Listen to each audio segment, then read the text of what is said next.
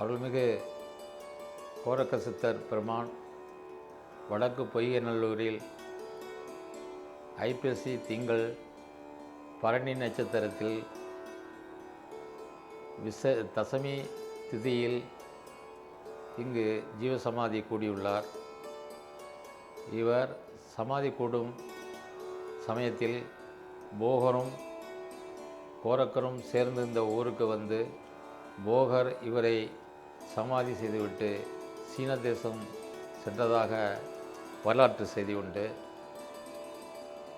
அதன் மூலம் அதிலிருந்து நாங்கள் இந்த பீடத்தை நாங்கள் வழிபாடு ஸ்தலமாக ஆரம்ப காலகட்டத்தில் இதை பூஜித்து பிறகு இது ஒரு ஆசிரமமாக விரிவுபடுத்தி இன்று நீங்கள் பார்க்கும் பிரமிக்கும் வகையில் உள்கட்டமைப்பு வசதிகளை நாங்கள் பெருக்கி வைத்துள்ளோம்.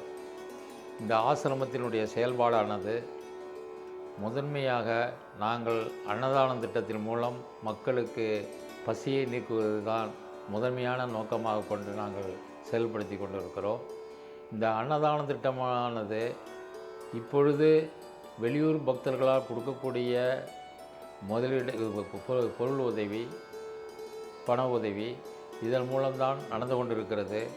ஆனால் இந்த திட்டமானது ஆரம்ப காலத்தில் இந்த ஊர் மக்கள் சிறிய அளவில் செய்த ஒரு முதன்மையான ஒரு திட்டம்தான் இன்றைக்கி விரிவடைந்து இவ்வளவு பெரிய அன்னதான திட்டமாக இப்பொழுது நடந்து கொண்டிருக்கிறது. அதாவது இந்த ஊரிலே அன்னக்காவடி என்ற ஒரு முறை மூலம் 2 தெருக்களுக்கு 2 அன்னக்காவடிகள் இரவு 7 மணி அளவில் இந்த ஆசிரமத்திலிருந்து புறப்பட்டு தெற்கே ஒரு அன்னக்காவடியும் வடக்கே ஒரு அன்னக்காவடியும் சென்று ஒவ்வொரு இல்லத்துக்கும் சென்று அவர்கள் இடும் அன்னத்தை சேகரித்து மீண்டும் இந்த ஆசிரமத்துக்கு கொண்டு வந்து அந்த அன்னங்களை பூஜை செய்து சாதுக்களுக்கு வழங்குவது இன்று தொட்டும் வழக்கமாக இருக்கிறது. இது நூற்றாண்டு காலமாக எத்தனையோ நூறாண்டு காலங்கள் ஆன நிலையிலும் இது இன்றும் இந்த செயல்பாடு நடந்து கொண்டு தான் இருக்கிறது.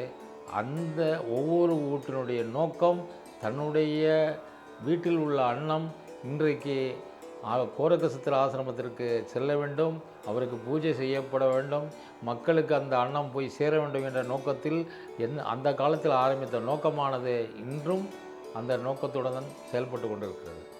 அந்த திட்டமானது இன்றைக்கு விரிவாக இந்த ஆசிரமத்திலேயே 3 வேளையும் அன்னதானம் அளிக்கப்பட்டு வருகிறது. காலையிலும் மதியத்தில் வடை பாயசத்துடன் சாப்பாடும் இரவிலும் அன்னக்காவடி சாதமும் 3 வேளையும் அன்னதானம் இங்கு வழங்கப்பட்டு வருகிறது. அது மட்டுமன்றி ஒரு நோய் மருத்துவ ரீதியாக மக்களுக்கு நோய் பிணிகளை நீக்கும் பொருட்டு சித்த மருத்துவ முகாம் வாரந்தோறும் இந்த ஆசிரமத்தில் நடத்தப்பட்டு வருகிறது. இப்பொழுது கூட வியாழக்கிழமை அன்று இன்று கூட ஒரு மருத்துவ முகாம் நடந்து கொண்டிருக்கிறது. இதே போன்று ஒவ்வொரு வாரமும் இந்த மருத்துவ முகாம் நடந்து கொண்டிருக்கிறது. கோரக்க சித்திர பெருமான் 11 சித்தர்களில் ஒரு மாபெரும் சித்தராவார். அவர் மிகவும் மென்மையானவர். பல நூல்களை எழுதியுள்ளார். மருத்துவ நூல்கள், யோக நூல்கள், மூலிகை சம்பந்தப்பட்ட நூல்கள் போன்ற செய்திகளை உள்ளடக்கிய நூல்களை அவர் எழுதியுள்ளார். அதாவது சந்திரரேகை, மலைவாகனம், முத்தாரம்,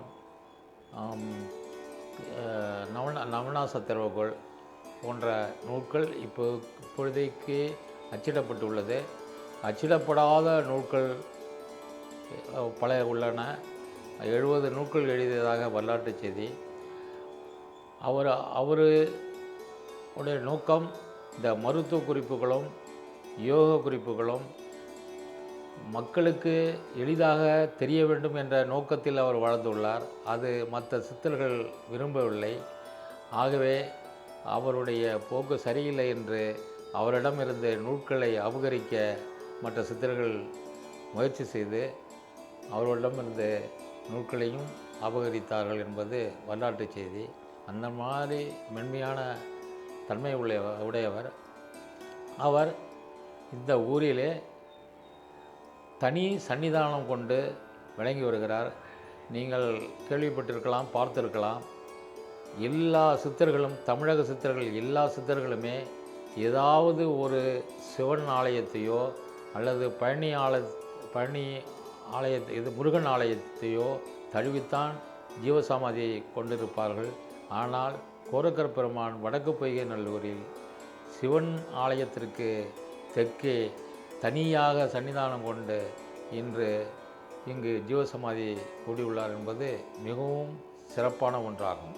இது எங்கேயும் எந்த சித்தருக்கும் கிடைக்காத ஒரு அரிய வாய்ப்பு.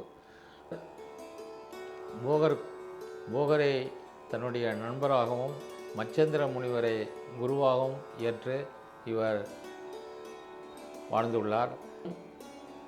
கோரக்கரும் சேர்ந்து பழனியிலே ஒரு முருகன் பழனி தண்டாயுதபாணி சிலையை நிறுவி அங்கேயே அவர்கள் ஸ்தாபித்து உள்ளார்கள்.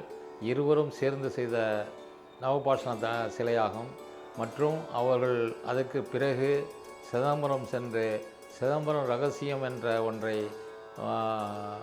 உருவாக்கி அங்கே சிதம்பரம் நடராஜ பெருமான் கோயிலில் சிதம்பரம் ரகசியம் என்ற ஒரு தத்துவத்தை உருவாக்கி அமைத்துள்ளார்கள். அதற்கு பிறகுதான் அவர் கோரக்கரை வடக்கு பொய்கையில் விட்டு சென்று பழனி சீன தேசத்துக்கு போகர் சென்று விட்டார் என்பது வரலாற்று செய்திகள். சித்திர ஆசிரமத்திலே மாதந்தோறும் பௌர்ணமி விழாக்கள் நடைபெறுகின்றன. அதில் ஆயிரக்கணக்கான பக்தர்கள் வந்து தங்கி இரவு முழுவதும் தங்கி இங்கு நடக்கும் நிகழ்ச்சிகளையும் கண்டுகளித்து அவர்கள் கோரக்கருடைய அருளை பெற்று செல்வது வழக்கம். அது மட்டுமன்றி வருடத்தில் ஒரு தடவையானது ஒரு ஆண்டு விழாவாக ஐப்பசி பரணி விழா ஐப்பசி மாதம் நடைபெறும். அந்த விழா மிகவும் சிறப்பாக பெரிதாக நடைபெறுவது இந்த ஆசிரமத்தில் தொன்று தொட்டு நடைபெற்று வருகின்றன. ஒரு அற்புதமான ஒரு திட்டத்தை நிர்வாகம் உருவாக்கியுள்ளது. அதாவது நூலகம் என்பது மற்ற நூலகத்தை காட்டிலும் இங்கு உள்ள நூலகமானது வேறுபட்டவை.